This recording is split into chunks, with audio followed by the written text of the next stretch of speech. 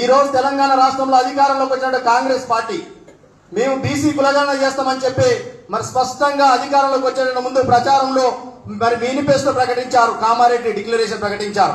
మేము బీసీలకు స్థానిక సంస్థల్లో 42% రిజర్వేషన్లు ఇస్తామని చెప్పి ప్రకటించి అధికారంలోకి వచ్చిన కాంగ్రెస్ పార్టీ మరి అధికారంలోకి వచ్చి కూడా మరో 7-8 నెలలు అవుతుంది. కానీ ఎక్కడ కూడా మరి జీవో తీసుకొచ్చారు. జీవో తీసుకొచ్చి పార్లమెంట్ ఎన్నికల ముందు అది చేస్తాం ఇది చేస్తామని చెప్పి కల్లిబొల్లి మూటలు చెప్పారు. కానీ నేటి కూడా మరి ముఖ్యమంత్రి గారు ఈ సమగ్ర కులగణన చేయడానికి ఎన్ని రోజులు పడుతుంది? ఈ రాష్ట్రంలో చేయాలనుకుంటే 1 నెల రోజుల్లో మాత్రమే సమగ్ర కులగణన చేపట్టవచ్చు. కానీ ముఖ్యమంత్రి గారు కావాలనుకునే దీన్ని తాసారం చేస్తున్నా చెప్పి మేమందరం కూడా అనుకుంటా ఉన్నాం.